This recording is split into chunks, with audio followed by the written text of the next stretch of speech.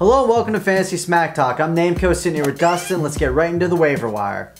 We start out with a couple of Kansas City Royals. That's Royals? right.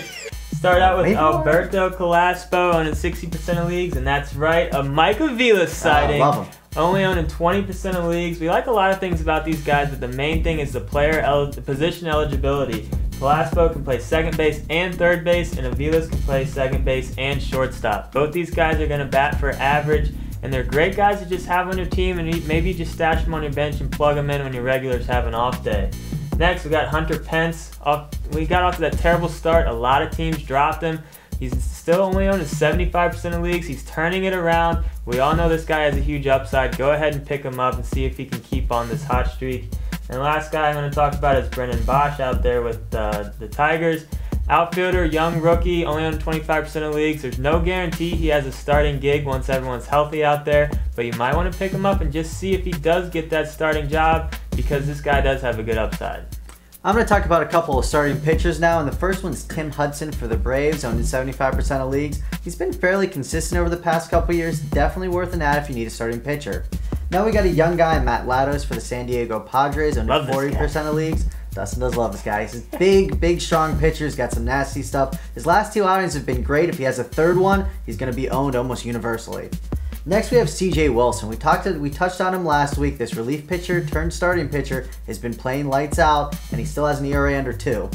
Then we have Wade LeBlanc, owned in 25% of leagues. He's definitely a guy you should keep on your radar. Dustin says he throws like a girl, but take a look at him. I said he doesn't have overpowering stuff, is all I said. Wade. So. Anyway, we got one relief pitcher for you, and Evan Meek out there in Pittsburgh. Only on 15% of leagues. Dotel has not been that amazing in the closer role. Meek has been given a chance or two to get some saves, and he hasn't necessarily taken full advantage, but we still think he has the biggest upside out of all potential closers out there, and we think there's a good chance he takes over the job. Next, we got a segment for you called, Man, This Guy Sucks. Can I drop him yet? And then, all right, Dustin, I got a list of 12 guys here. Basically, I'm just going to say their name. Can we drop them because they're playing like hell is basically what we want to know. Nate McLeod. Drop him. Grady Sizemore. Don't be that guy. You can't drop him yet. Aaron Hill. Just because he's a second baseman, can't drop him. Chipper Jones. Give him a little bit more time. It's tough, but don't drop him just yet.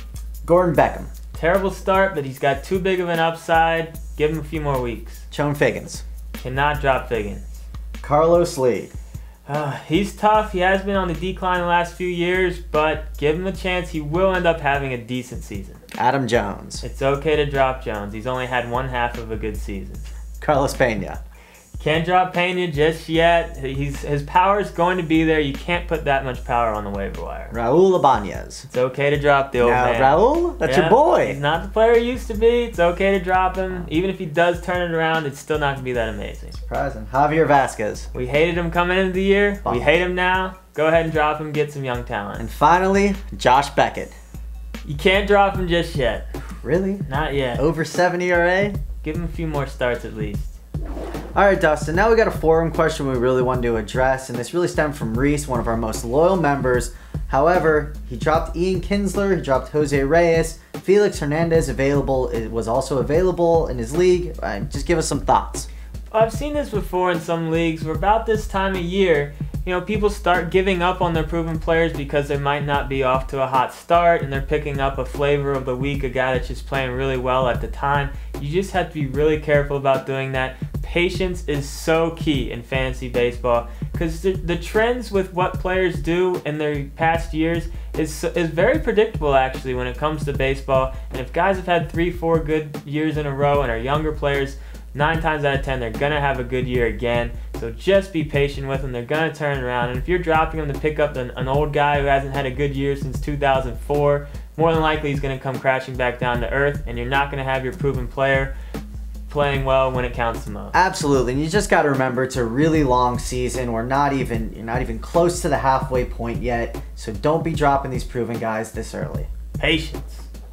That's it for this week's show. As always, get in our forums, fun chatting baseball. I'm Dustin, this is Brent. We'll see you next week.